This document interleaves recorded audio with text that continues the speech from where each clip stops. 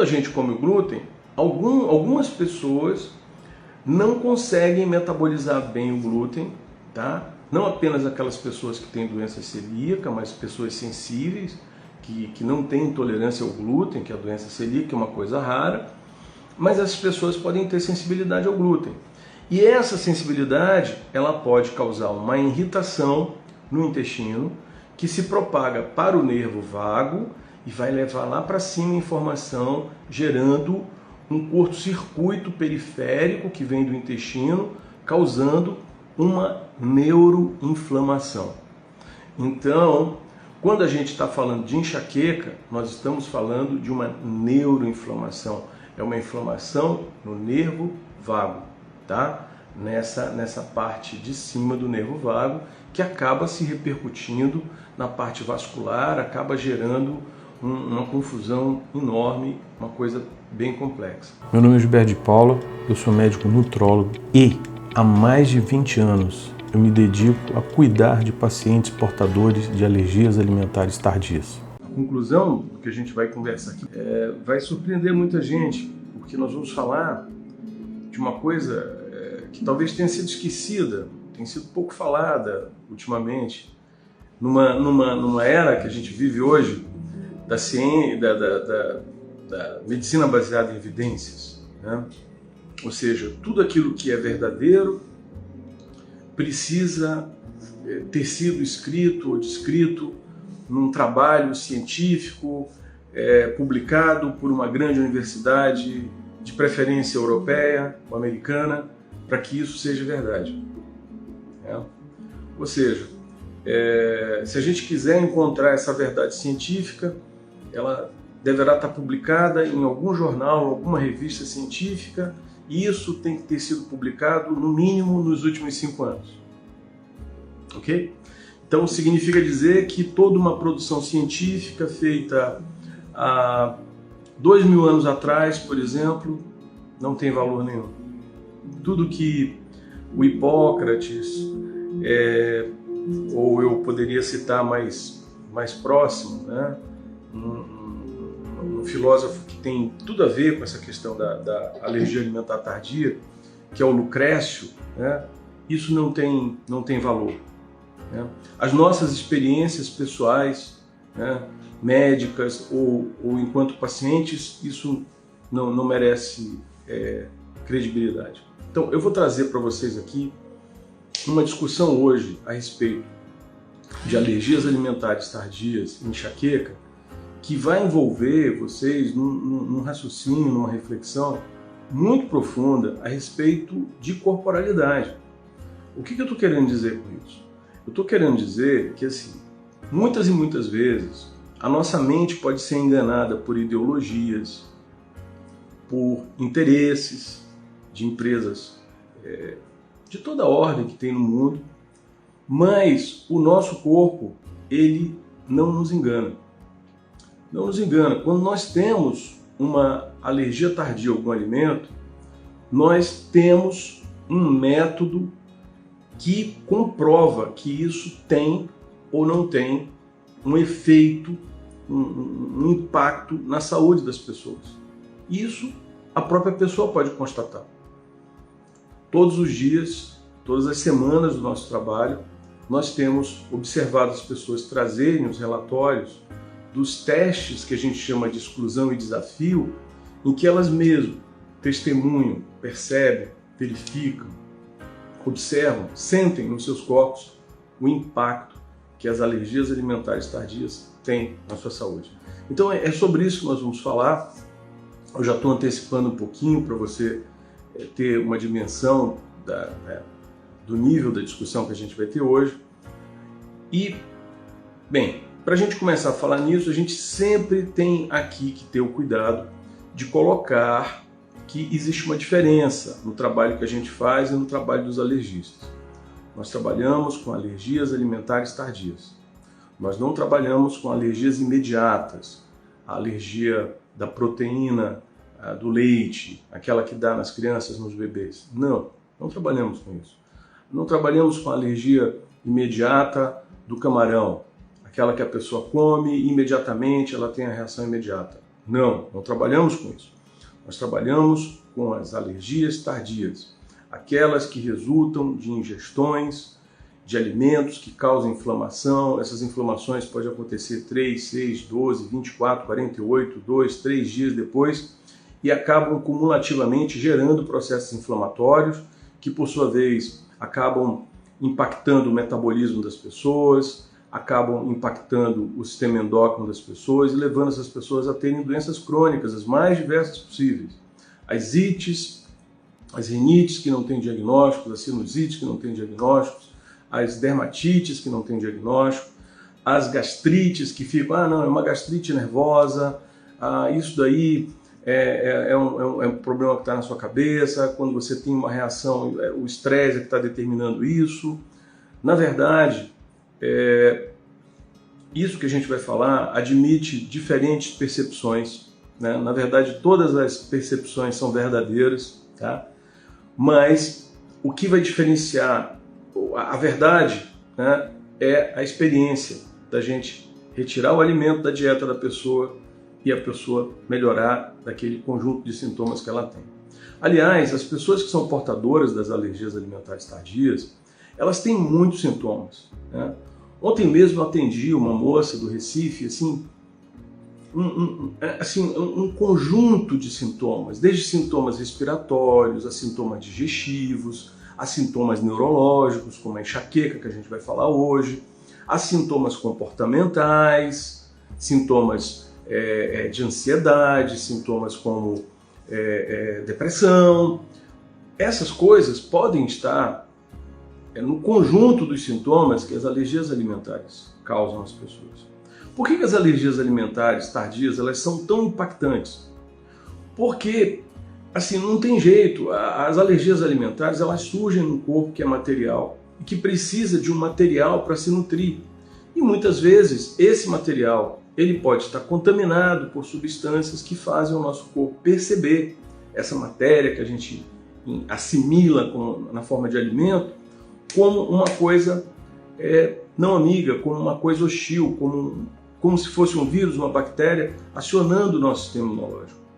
Então, a questão das alergias alimentares tardias hoje, gerando em pessoas um grande número de sintomas, é um problema muito frequente, porque nós estamos numa sociedade industrializada, onde os alimentos estão muito contaminados, onde existe muito pesticida, muito agrotóxico, muitos solventes orgânicos, muitos corantes. Quanto mais uma pessoa se alimentar de alimentos industrializados, maior a probabilidade dessa pessoa desenvolver alergias alimentares tardias e todo o conjunto de sintomas dessas alergias.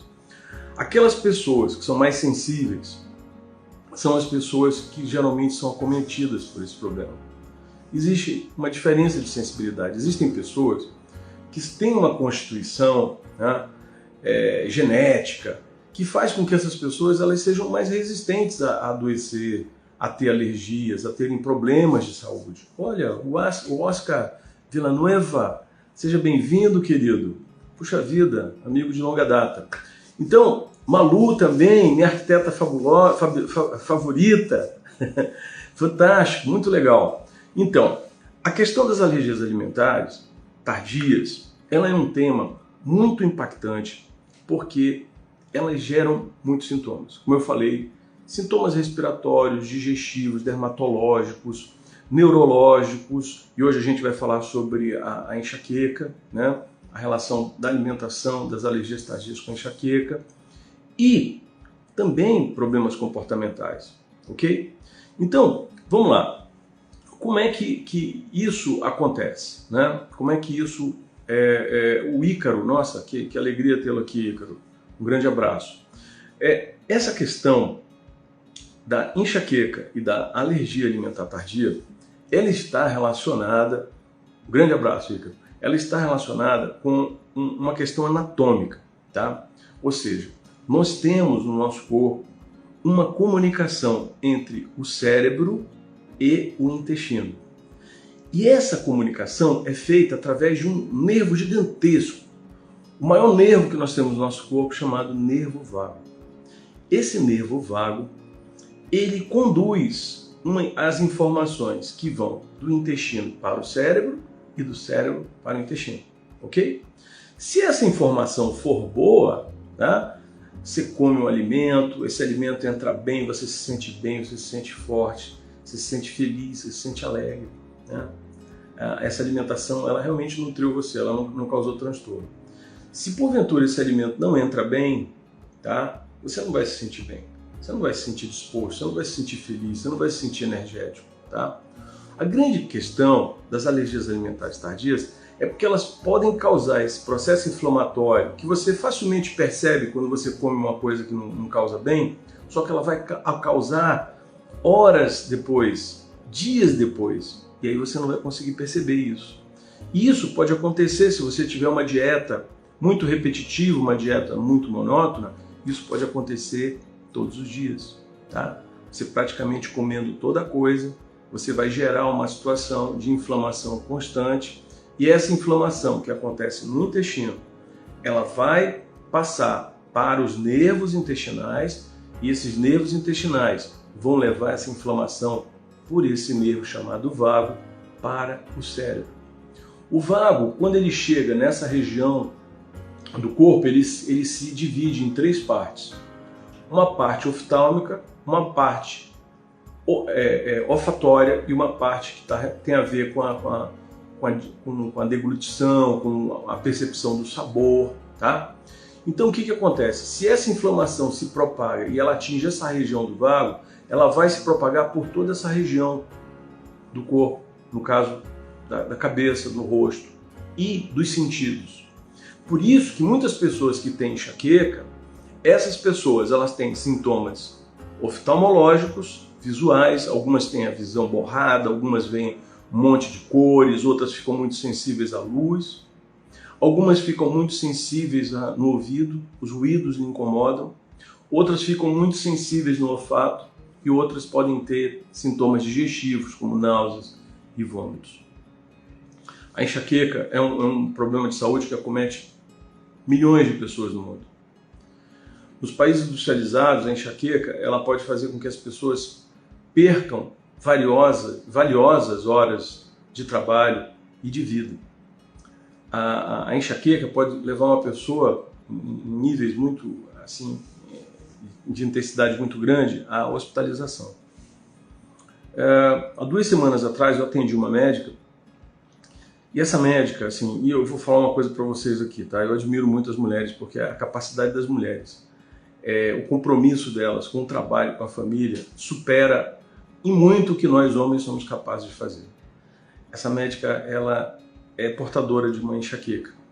E essa enxaqueca estava causando muitos sintomas nela e assim, o trabalho dela é um trabalho muito intenso, né?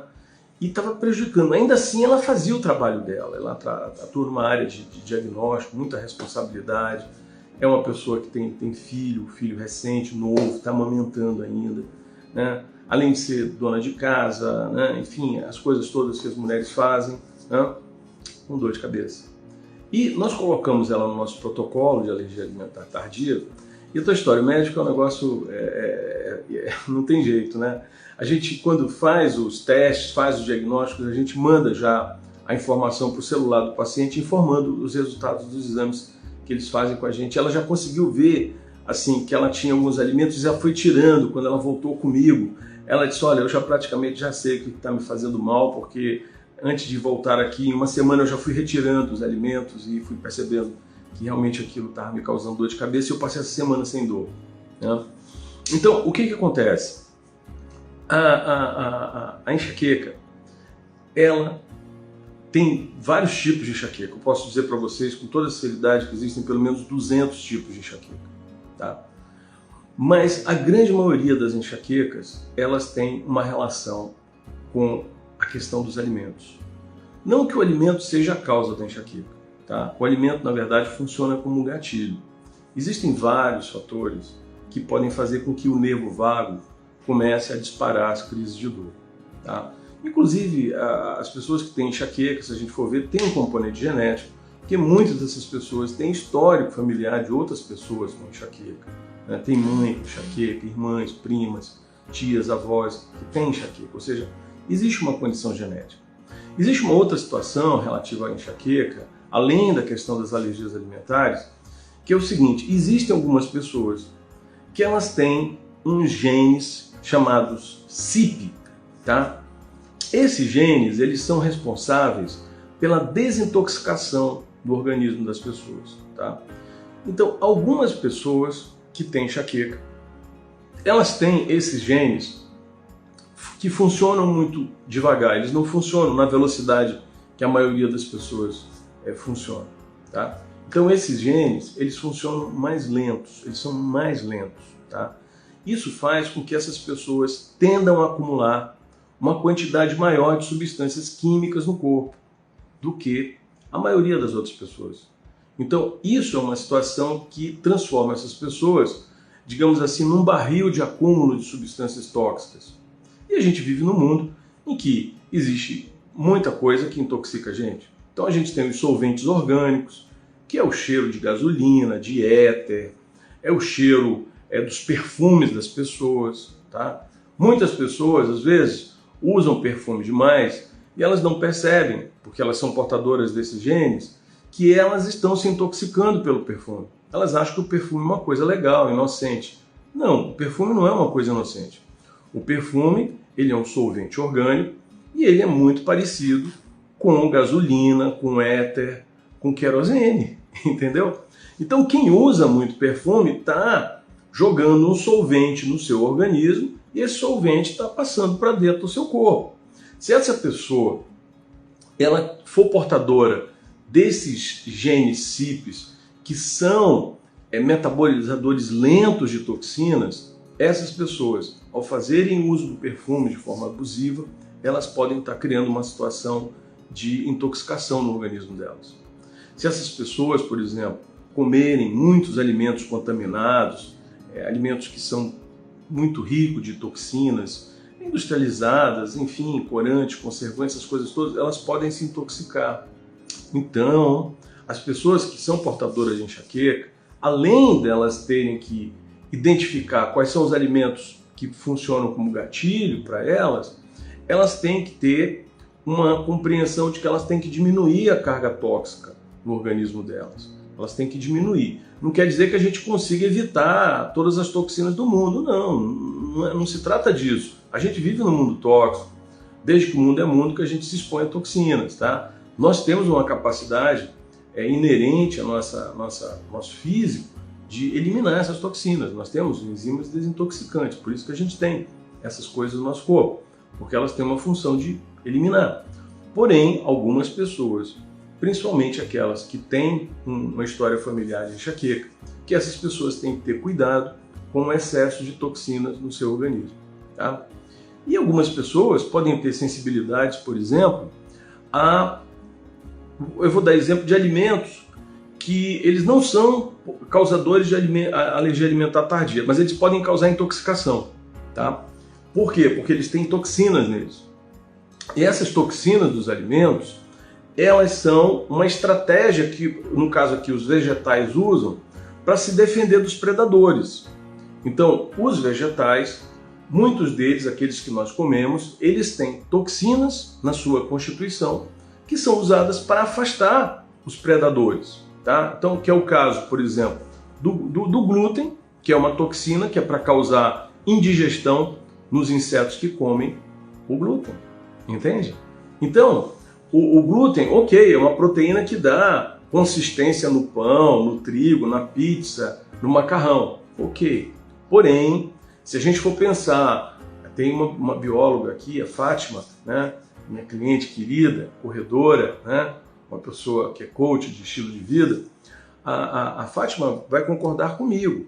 Essas toxinas são usadas pelas plantas para se defender dos predadores. Então o glúten, na verdade, é uma adaptação do trigo e dos outros vegetais que contêm glúten, centeio, a cevada, enfim, para se defender dos predadores. Então, quando a gente come o glúten, algumas pessoas não conseguem metabolizar bem o glúten, tá? Não apenas aquelas pessoas que têm doença celíaca, mas pessoas sensíveis, que não têm intolerância ao glúten, que é a doença celíaca, é uma coisa rara, mas essas pessoas podem ter sensibilidade ao glúten.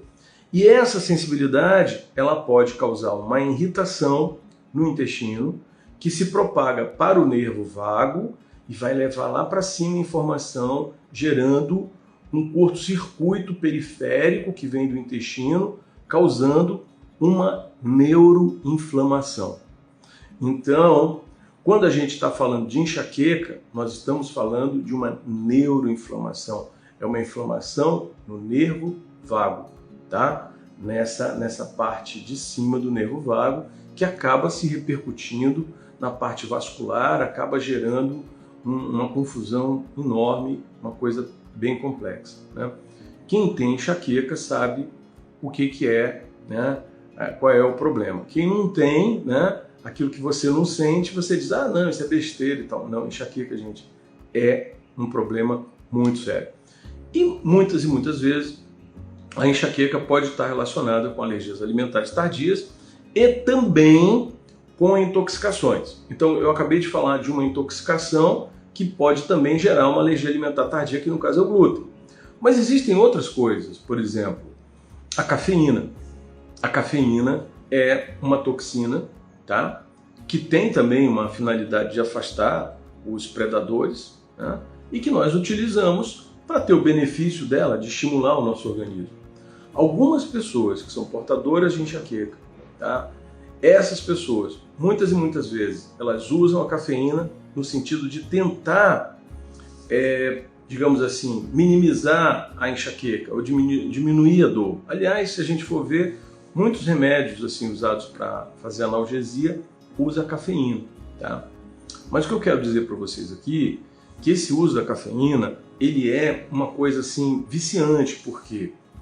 Porque, no caso, a cafeína ela causa uma irritação tão grande no corpo que o corpo libera endorfina para se defender daquela agressão. Então a pessoa, na verdade, ela está fazendo um uso que vai dar um benefício imediato, mas a longo prazo vai fazer essa pessoa ter recorrência. E essa pessoa vai ficar usando o café todo dia, até que chega uma hora em que começa a dar um problema, porque essas enzimas não funcionam direito e aí a pessoa perde o controle, tem aquela grande crise de enxaqueca explosiva que desabilita a pessoa. Existem outras substâncias que podem também intoxicar as pessoas, gerando não apenas enxaqueca, mas dores no corpo, que são plantas chamadas solanáceas. Entre as solanáceas, nós temos tomate, pimentão, pimenta, berinjela, batata, ok? Tabaco. Muitas pessoas que têm sensibilidade às solanáceas fazem quadros reumáticos muito complexos. Existem pessoas que têm artrite reumatoide agravada e mesmo desencadeada. Eu já tive duas histórias, eu tenho duas histórias para contar aqui para vocês de artrite reumatoide que eu vou contar hoje aqui, tá? Um era de um colega médico que era meu professor. Ele tinha uma artrite reumatoide que dava no cotovelo, né? Nos cotovelos dele.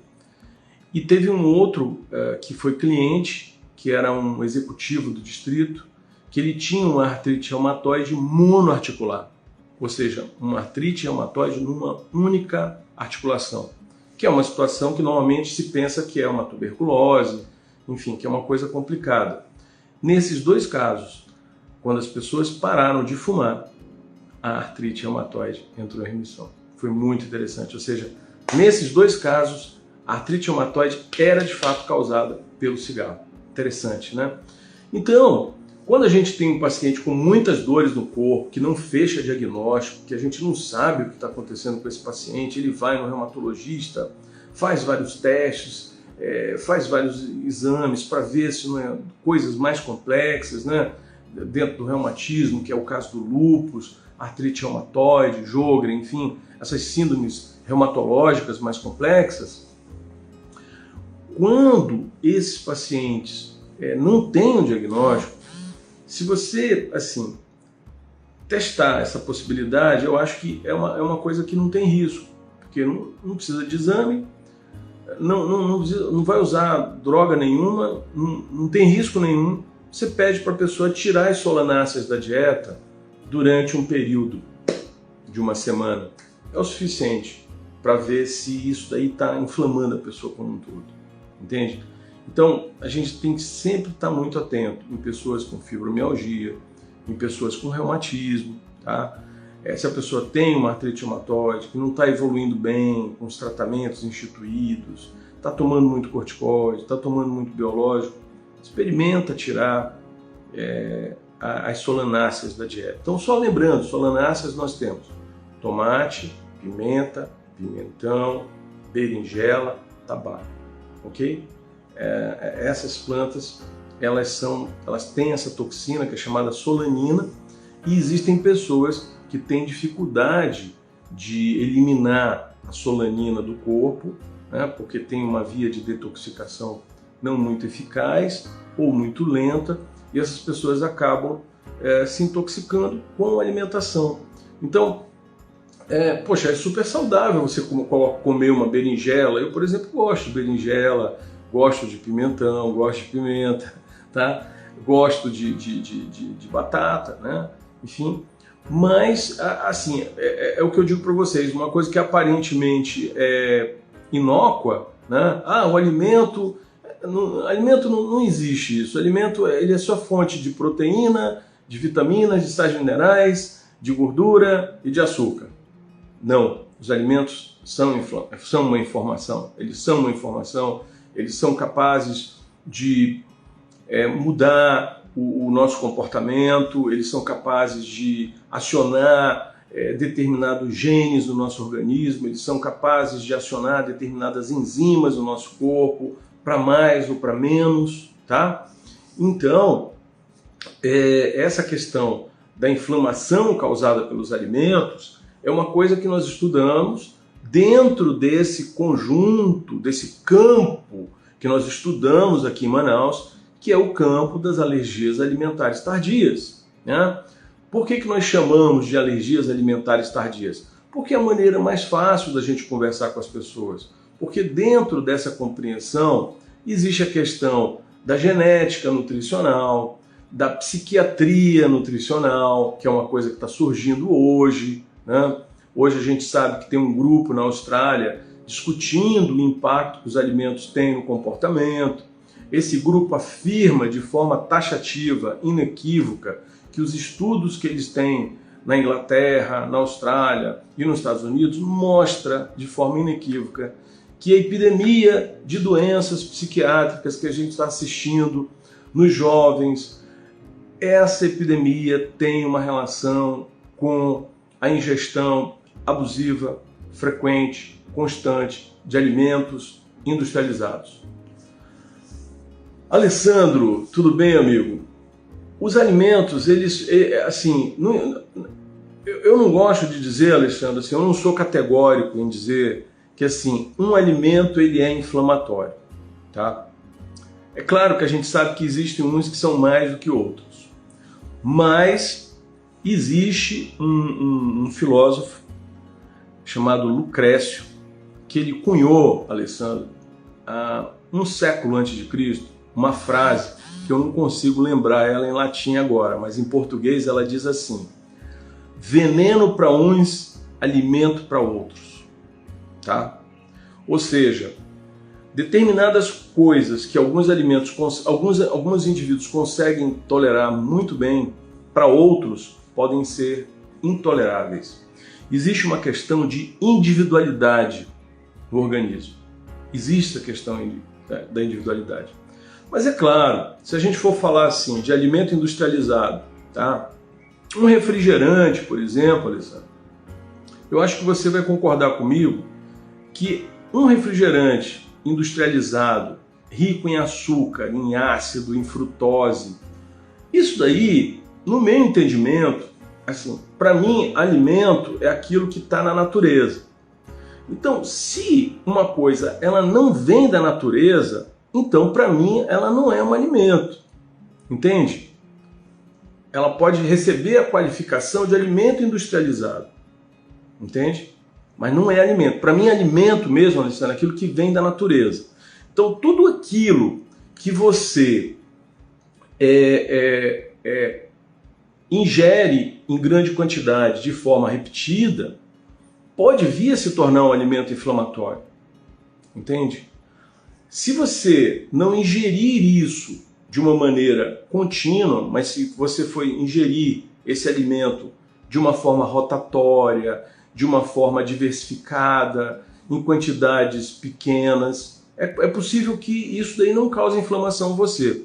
Mas existem situações, como por exemplo, eu citei ainda há pouco do glúten, uma pessoa que tem intolerância a glúten, o glúten ele é um alimento inflamatório para essa pessoa. Entende? Ele é inflamatório. E especificamente ele é muito inflamatório e ele causa dano no intestino da pessoa, causa dano no sistema imunológico da pessoa, causa desequilíbrio no sistema endócrino da pessoa, pode causar problemas de ordem neurológica, psiquiátrica, doenças degenerativas como Alzheimer e até mesmo Parkinson. Entende, Alessandro? Então, assim, eu sei que glúten deve ser evitado. Eu tenho assim uma percepção assim de que a questão da individualidade ela também deve ser levada em conta. Por exemplo, eu vou te dar um exemplo de uma situação pessoal minha, tá? Eu não tenho genética para ter doença celíaca, tá? Aliás, é uma coisa que a gente recomenda é que as pessoas se conheçam, tenham conhecimento a respeito de si mesmo, tá? Um desses conhecimentos é a questão ambiental, ou seja, o que no ambiente me faz mal, né? Às vezes você precisa de uma ajuda para entender isso daí. E a outra é o conhecimento de como é que você é constituído. Então, por exemplo, eu sei que eu não tenho genética para ter glúten, mas eu sei, Alessandro, que se eu ficar ingerindo alimento com glúten em grande quantidade, todos os dias, isso daí vai me fazer mal, porque assim, o glúten ingerido em grande quantidade, como qualquer outro alimento, ele vai causar problemas para a gente, tá? Até mesmo água, se a gente ingerir uma quantidade de água exagerada, ela pode levar a gente a ter problema. Então, a questão da quantidade, do giro do alimento, é claro, como eu já falei anteriormente, se uma pessoa tem uma intolerância a glúten, ela não deve comer glúten. Se ela tem uma doença celíaca, ela não pode, não deve, porque ela vai pagar muito caro por isso. Se uma pessoa tem uma intolerância à lactose, tá? Isso é um problema que eu vou falar aqui, que é muito sério, porque muitas e muitas vezes a pessoa tem intolerância à lactose e ela acha que essa intolerância ela é primária, mas ela não tem essa informação se ela é primária. Ela é primária quando a pessoa tem uma genética para ter a intolerância à lactose. Por exemplo, eu tenho gene de intolerância à lactose, mas eu não tenho intolerância à lactose, certo?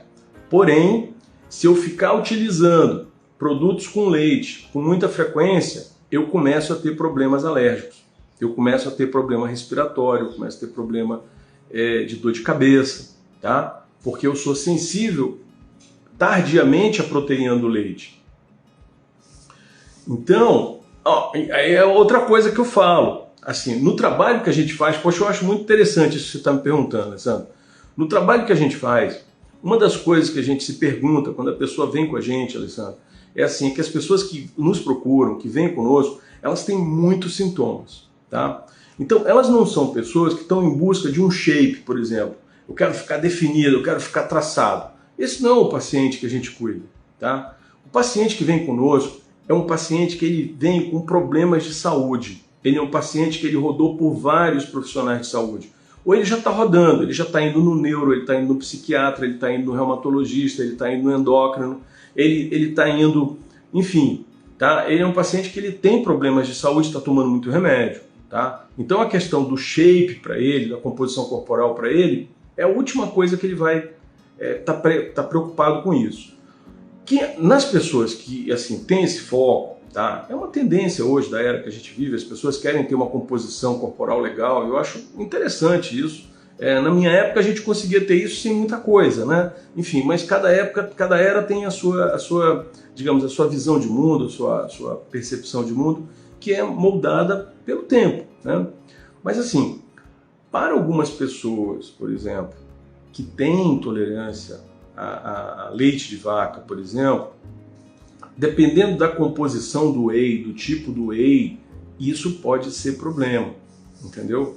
Assim, nós temos nutricionistas na clínica, duas, a doutora Tássia e a doutora Tatiane, que elas trabalham com pessoas nessa parte de suplementação, né?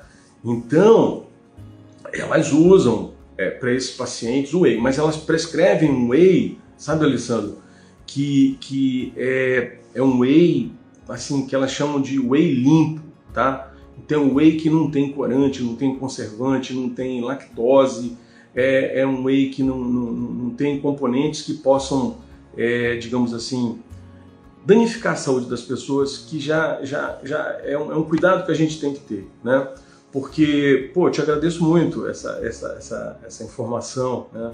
Saber que a gente foi útil, né? Foi parceiro aí nos cuidados contigo, tá? E a gente está te esperando. Quando você aparecer lá, seja bem-vindo, será bem-vindo com certeza. Então, o grande desafio que nós temos hoje é cuidar das pessoas que estão super medicalizadas, pessoas que estão tomando ansiolítico, estão tomando antidepressivo, remédio para enxaqueca, para dor. Algumas têm diagnóstico de fibromialgia, vem no bojo, né? Tem enxaqueca, tem fibromialgia. Aliás, existem alguns neurologistas que eles costumam dizer que a enxaqueca é a prima mais nova da fibromialgia. Porque a fibromialgia é uma dor no corpo todo, universal, como o próprio nome define, em que a pessoa não tem, ela pode ou não ter diagnósticos associados. É a dor, né? Então é uma dor com distúrbio do sono, com distúrbio do humor, uma dor que vem acompanhada de fadiga, de mal-estar, e é contínua, é uma coisa que é constante. No caso, olha lá, interessante, né? Se o leite é uma coisa que te é ofensiva, né? Para mim também, eu procuro... Eu tenho a intolerância à lactose, Alessandro, geneticamente determinada, tá? Mas eu não tenho ela clinicamente instalada. O meu teste para lactose não é positivo, tá? Ou seja, eu ainda não expressei o gene, mas eu tenho os genes da intolerância à lactose. Não tenho o da intolerância a glúten, né? Mas em compensação, tem uma série de outros genes, amigo, que são muito ruins. Eu até falei para o meu filho essa semana, eu falei, cara, que sorte, né? Eu tenho uma genética tão ruim, mas eu estou chegando aos 60 anos de idade, graças a Deus, com muita alegria, com muita disposição, com muita vontade de dar continuidade ao meu trabalho. E se eu não tivesse tido a felicidade de, na década de 90, ter frequentado as academias americanas, que naquela época, ainda sem muita evidência, propunham uma série de coisas para modular a genética ruim, eu acho que eu estaria bem prejudicado hoje em dia, né? Então, eu acredito muito no poder dos alimentos, tanto no sentido de que eles podem beneficiar a nossa saúde, como também no sentido de que eles podem ser ofensivos à nossa saúde, porque o leite de cabra, ele é uma proteína diferente, né? Assim, quem tem, por exemplo, alergia tardia a leite de vaca, não terá a leite de cabra, exceto em situações muito extremas, porque, por exemplo, existem pessoas que têm muita sensibilidade, sabe? E tem alergia a tudo quanto é leite de animal, né? Mas tem umas que toleram, por exemplo, queijos de búfala, toleram queijo de cabra, né? E, enfim. Então, nós acreditamos, essa é uma coisa, eu falo nós, porque é o grupo que trabalha com a gente, de que os alimentos eles podem funcionar como remédios, tá? E tal como medicamentos, os medicamentos podem ter efeitos colaterais. Tem gente que consegue tomar Novalgina tranquilo, e tem outros que, se tomarem a Novalgina, o rosto pode dar problema, né, severo, e tem gente que pode fazer com a Novalgina, que é de pirona, né, a fórmula clássica, pode ter um problema seríssimo de medula, né? E então, olha aí, você encontrou seu caminho, né? O leite de cabra pode ser, né, uma solução para você. O que eu não te recomendo é comer todo dia, né? Isso daí não é legal. Então, o que não é legal é a gente comer todo dia a mesma coisa, né? A gente tem que diversificar para diversificar a microbiota. Então, os alimentos, para alguns, podem ser alimentos, e para outros ele pode ser veneno. Isso já não dizia o poeta e filósofo Lucrécius um século antes de Cristo, né? E tem uma coisa que o Lucrécius fala no poema dele, ele tem um poema sobre a natureza das coisas, Rerum Naturam, né? É um poema que eu estou lendo agora, um poema fascinante, em que ele coloca o seguinte, que a experiência do nosso corpo, ela é inequívoca. Mesmo que a nossa mente possa interpretar errado, o nosso corpo, ele nunca vai nos mentir. Nunca vai nos mentir. Todos os dias nós fazemos perguntas para os nossos pacientes, para o corpo dos nossos pacientes, através de testes, alguns que a gente faz na clínica, outros que eles fazem em casa, se está havendo ofensividade dos alimentos. E os próprios pacientes, eles vão relatar isso em questionários que a gente elaborou para relatar essa experiência, se é ofensivo ou não, né? E esses testes, eles são considerados padrões ouro para diagnóstico de alergias alimentares tardias, para problemas de crescimento de fungo, bactéria no intestino, tá certo? Então, eu me lembro, assim, uma coisa interessante que eu vou falar para vocês, pode parecer fora do contexto, mas não é, tá? Existe uma dicotomia entre as coisas que o nosso corpo fala para nós, né, e aquilo que a nossa mente relata ou interpreta, tá? Eu estava andando no campus universitário, estava caminhando, depois de uma corrida que eu tinha dado, eu estava em preparação para uma prova que eu ia fazer de triatlon, né? E eu ia treinar no campus a corrida, no campus universitário, onde eu fiz a minha faculdade, né, minha universidade, no campus universitário aqui de Manaus. E eu estava andando, terminando a corrida, e no sentido contrário, estava vindo uma senhora de idade assim, bem avançada, de cabelos brancos, e ela estava acompanhada de uma mocinha, né, presumidamente, eu acho que era a neta dela, né? E as duas estavam conversando. E aí a tua história, não tem jeito, a gente está passando perto das pessoas, é que nem praia, né? Você acaba ouvindo a conversa dos outros, né? E a menina estava dizendo para a avó assim, o meu coração diz... Não, a minha cabeça me diz uma coisa, mas o meu coração diz outra. Então, o que acontece?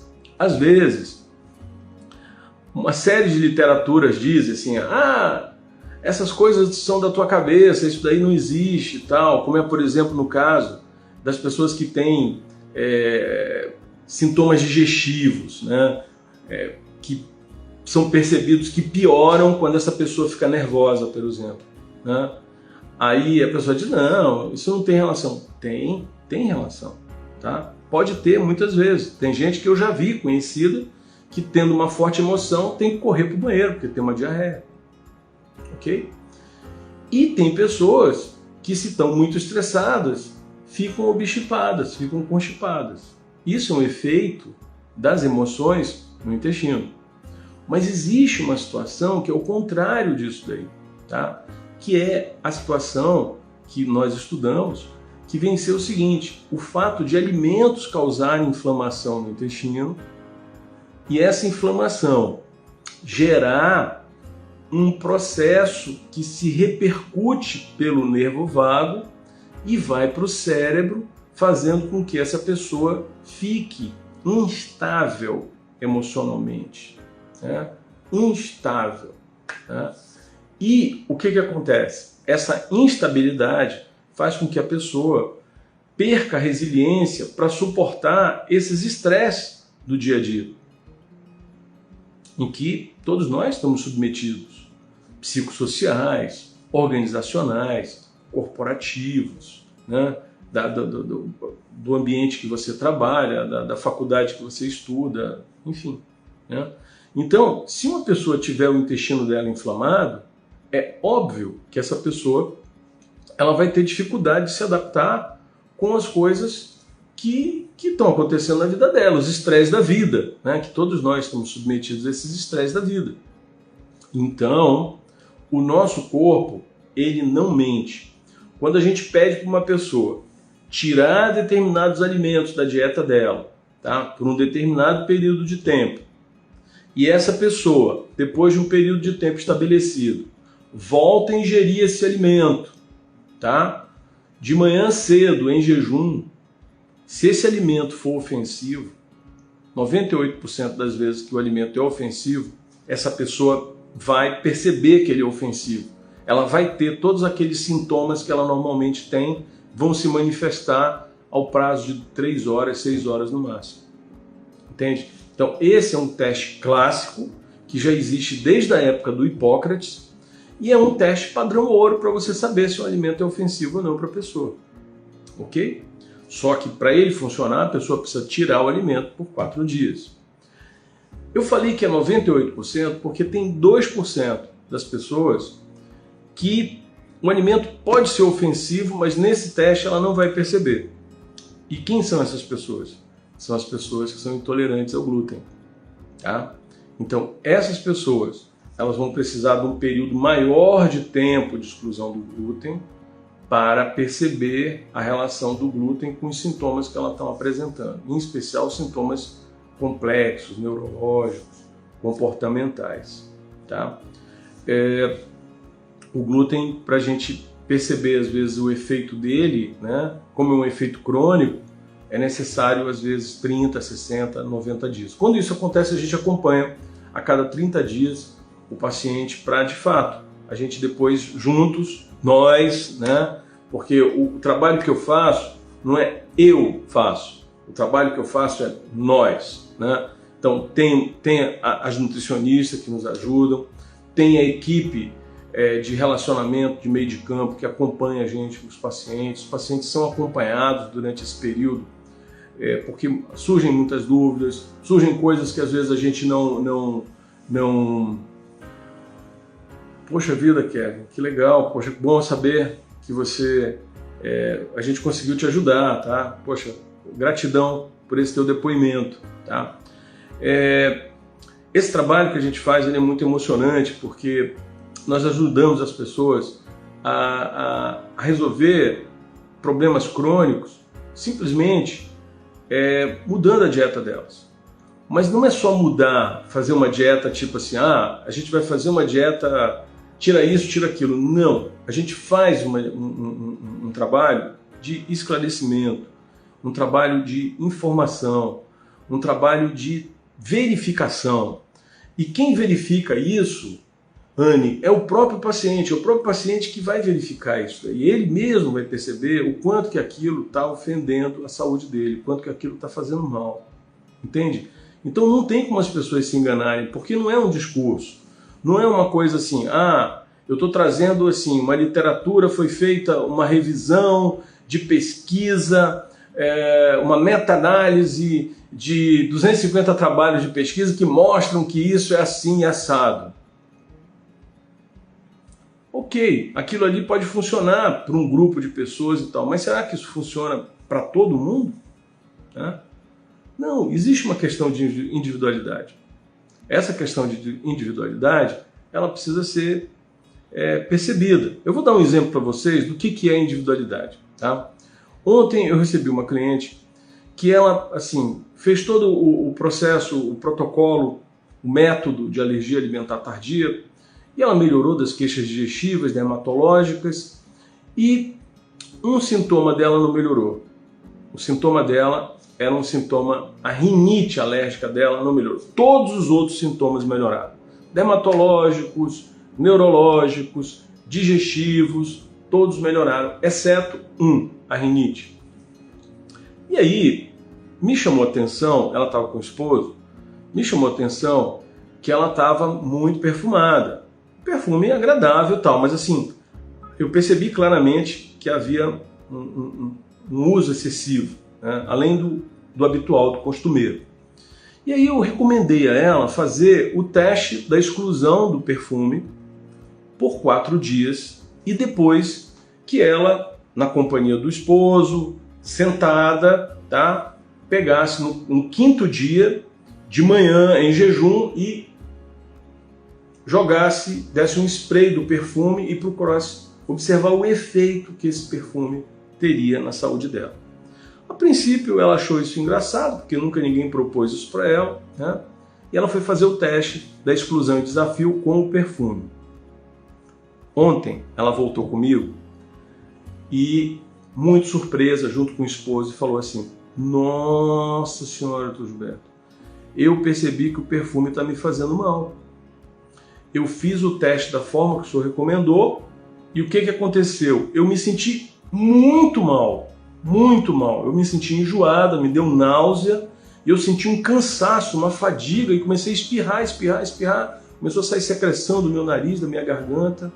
Ou seja, essa paciente, além dela ter uma sensibilidade alimentar, ela tem também uma sensibilidade química, tá? Sensibilidade química é um outro capítulo desse trabalho que a gente faz aqui em Manaus. É um capítulo gigantesco, enorme, tá? É uma coisa muito, muito mais complicada do que a alergia alimentar, mas assim, por incrível que possa parecer, é uma coisa super simples de tratar, tá? Apesar de ser uma coisa muito complexa, que tem muitas manifestações, está por trás de várias outras doenças, mas é muito simples de tratar. É evitar o uso de perfume, é fazer drenagem linfática, é se exercitar mais, procurar se exercitar mais para tirar os solventes orgânicos do corpo e utilizar suplementos que ajudem as enzimas desintoxicantes a funcionarem melhor, tá? E usar vitaminas antioxidantes, vitaminas do complexo B, tá bom? Então eu só estou colocando aqui para vocês um exemplo de que assim, o nosso corpo é o nosso guia de saúde. Se acontece alguma coisa que não está fazendo o nosso corpo funcionar bem, isso vai impactar a gente de várias formas. Vai impactar na parte mental, vai impactar na parte comportamental, vai impactar na sensação que a gente tem no corpo, se o corpo está bem, se está legal, se a gente está sentindo satisfação de ter o corpo que a gente tem, né? Ou se ele não está bem, tem alguma coisa errada, né? O que acontece? Na sociedade industrial, se tem alguma coisa errada no corpo, use um remédio, né?